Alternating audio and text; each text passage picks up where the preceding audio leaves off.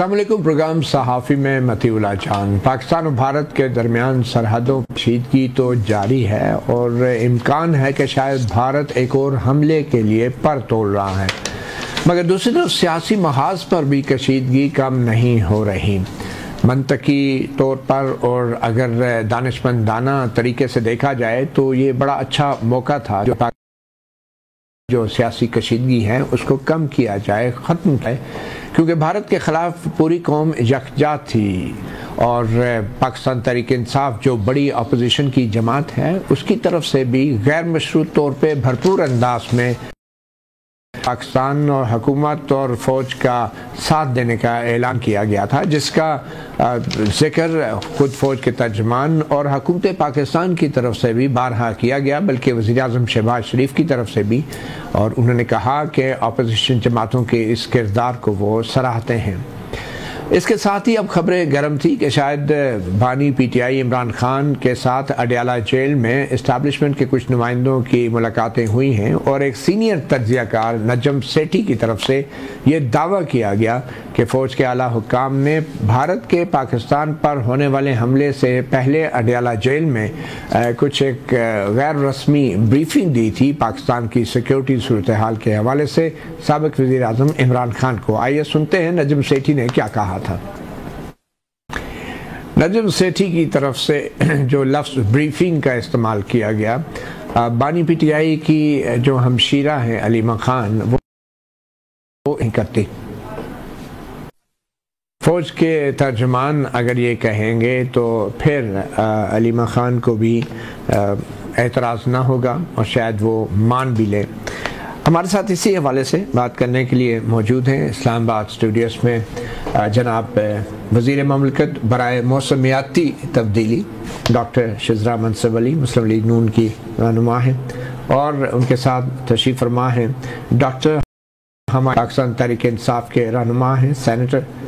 हम इन्हीं से गुफ्तगू का आगाज़ करते हैं। तो पहले तो डॉक्टर शिज़रा मनसब अली, सियासी मौसम में क्या तब्दीलियां आ रही हैं और आप समझती हैं कि एक अच्छा मौका है जिसके लिए सिर्फ हुकूमत ही नहीं बल्कि PTI की तरफ से भी हाथ बढ़ाना चाहिए और बात करनी चाहिए मामलात को तय करने के लिए? और क्या आपकी क्या इत्तलात हैं? मौसम बदल रहा है। देखिए, इस वक्त एक बहुत इस तरह का मौका आया जिसमें कि पाकिस्तान को एक बहुत पॉजिटिव एक इम्पैक्ट आया हमारा पूरी दुनिया के ऊपर। और आज तक जो भारत का झूठा बयानिया बड़ी जल्दी बिक जाता था वो नहीं बिका इस दफ़ा। और पाकिस्तान की ना सिर्फ ये कि कौम यूनाइटेड थी, तमाम सियासी पार्टीज़ यूनाइटेड थी, और पाकिस्तान की जो अफवाज थी, जो मुसल्लह अफवाज थी, उनकी तरफ से जो जवाब दिया गया उसको एक बहुत बड़े जश्न के तौर पर हम लेते हैं, पाकिस्तान की जीत के तौर पर हम लेते हैं। और उसमें यकीनन इस यूनिटी का भी काम था, क्योंकि ये जब एक यूनाइटेड कौम एक ताकत बनती है अपनी मुसल्लह अफवाज की भी, और वो भी एक ज़्यादा बहादुरी के साथ, ज़्यादा ताकत के साथ उन्होंने जाके मुकाबला किया, तो बहुत पॉजिटिव ये एक चीज़ आई। तो ये जो यूनाइटेड फ्रंट है बिल्कुल इसको रहना चाहिए। कम अज़ कम जो जहाँ तक हमारी इंटरनेशनल मामलात का ताल्लुक है, जहाँ तक अगर भारत के साथ मामलात का ताल्लुक है या पाकिस्तान की टेरिटोरियलिटी का ताल्लुक है, जहाँ तक पाकिस्तान की सालमियत का ताल्लुक है, यूनाइटेड फ्रंट को रहना चाहिए, ये इत्तेहाद रहना चाहिए, और इमरान खान को भी जेल में रहना चाहिए। देखिए, मैंने कहा कि जहाँ तक पाकिस्तान की सालमियत का ताल्लुक है, पाकिस्तान के इंटरेस्ट का ताल्लुक है, पाकिस्तान को दुनिया के आगे अपना नैरेटिव पेश करने का ताल्लुक है। जहाँ तक इमरान खान का ताल्लुक है, देखिए वो एक उनके ऊपर एक जुडिशल केस चल रहा है, वो अगर उसमें से बरी हो जाएंगे तो वो बाहर आ जाएंगे, अगर उनके ऊपर प्रूव हो जाता है तो वो फिर नहीं आएंगे। जिस तरह जैसा कि नवाज शरीफ साहब, जैसा कि शहबाज शरीफ साहब, आसिफ अली जरदारी पे मुकदमे, उन्होंने यही कहा इसी तरह इमरान खान साहब, इमरान खान ने यही कहा ना कि दो नहीं एक पाकिस्तान। तो एक पाकिस्तान का मतलब है कि तमाम कैदियों को यकसा एक मिलनी चाहिए कि अगर वो जुडिशल सिस्टम में को रिहाई मिलती है फिर उस पर नून लीग को तो एतराज बिल्कुल नहीं होगा, बिल्कुल नहीं होगा, बिल्कुल उनको अगर वो सदीकी साहब कह रहे हैं कि ये सब बातें गलत हैं, ये ब्रीफिंग नहीं हुई, तो इस ब्रीफिंग के हवाले से ये नून लीग का मौक़िफ़ है कि ऐसी कोई ब्रीफिंग नहीं दी गई या नून लीग के इल्म में नहीं है? देखिए, मैं समझती हूँ कि जो अब तक आर्मी की तरफ से या आर्मी चीफ की तरफ से जो एक बयानिया रहा है, DGISPR का भी बयानिया बारहा रहा है कि वो किसी भी चीज़ के किसी भी मामलात के अंदर नहीं आएंगे। अगर इमरान खान ने बात करनी है, जी बिल्कुल, जब वो खत किताबत की बात हुई थी, उनको खत आए थे और उन्होंने कहा था कि खत जो भी आएंगे मेरे पास मैं उनको वजीर आजम को भेज दूंगा, क्योंकि ये उनके और सियासी लीडरान के अपने बयानिए पे कायम रहेंगे। हमें यकीन है कि वो अपने बयानिए पे कायम रहेंगे, बिकॉज वो एक बड़ी उनका ये बड़ा एक मौक़िफ़ रहा है कि जो सियासी लीडरान है उनको आपस में बातचीत करनी चाहिए। ये बड़ी अच्छी बात है। डॉक्टर हुमायूं मोहम्मद साहब, आपके ख्याल में मौसमियाती तब्दीली हो रही है?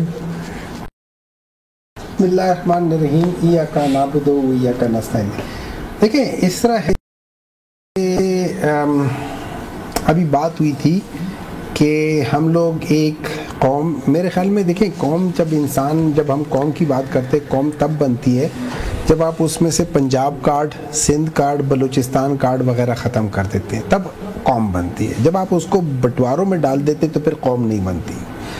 अच्छा, अब अगर हम आगे जाके देखें कि हो क्या रहा है पाकिस्तान के अंदर, पॉलिटिकल इंस्टेबिलिटी है और उसकी वजह मेनली ये है कि यहाँ पे प्रोसिक्यूशन नहीं हो रही है, परसिक्यूशन हो रही है।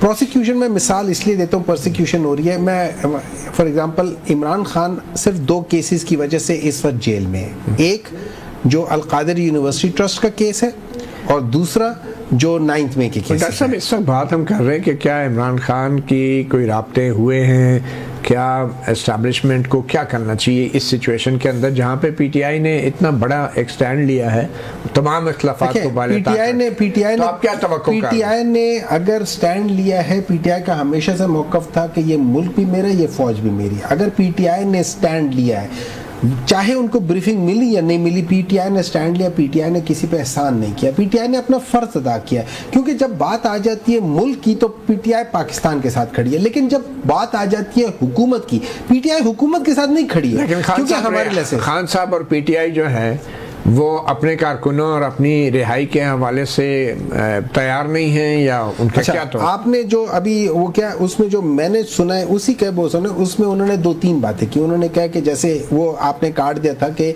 आपकी रिहाई के लिए, जिसमें इमरान खान ने कहा था कि नहीं मेरी रिहाई के लिए नहीं, मैं अपनी रिहाई थ्रू मींस मेरिट में लेकर जाऊंगा। उसकी वजूहात है, उसकी वजूहात ये कि ये सारे केसेस जो है ना ये एक्चुअली गलत हैं। आप जो अल-कादिर यूनिवर्सिटी ट्रस्ट है, अगर आप उसकी मेरिट्स पे चले जाएंगे आपको पता चल जाएगा नहीं फैसला करना है ना। एग्जैक्टली, नवाज शरीफ को अदालत ने छोड़ा।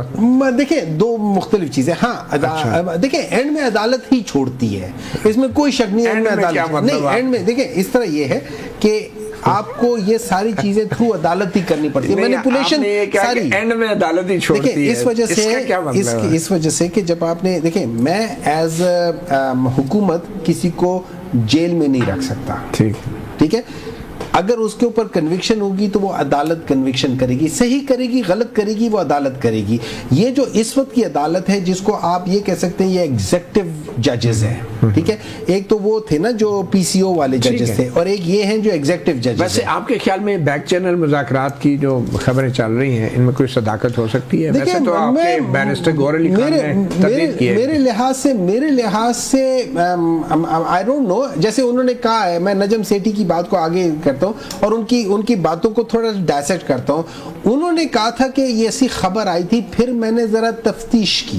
दैट मीन उन्होंने आगे जाके किसी से आप लोगों के बड़े तहकीक नहीं की, तफ्तीश की, व्हाटएवर इट इज ना, आप उसको सिमेंटिक्स कह दे। लेकिन देखिए आप लोगों के, मैं आपको एक बात बता दूं तो ये आपको पता चलता है हुमायूं के साथ है। आपके पास मेरा नंबर है, आप मुझे कॉल करके कहोगे यार हुमायूं ऐसा हुआ था या नहीं हुआ था, या मेरे साथ वाले किसी बंदे यार हुमायूं ने किया था, तो वो बता देगा आपको, या छुप के या मैं खुद कह दूंगा है ऐसे हुआ था। तो आप लोगों का एक्सेस होता है एज अपोज्ड टू मी। तो बहुत सारी चीजें ऐसी हैं जो शायद इनको भी पता ना हो, ठीक है कि भाई ये हुआ है, उन लोगों ने कर दिया इनको पता ना हो। और उनके अल्फाज ये थे कि उनको इस तरह ब्रीफिंग दी गई थी जैसे प्राइम मिनिस्टर को दी जाती है, ये उनके अल्फाज हैं, ठीक है। अब इसका ये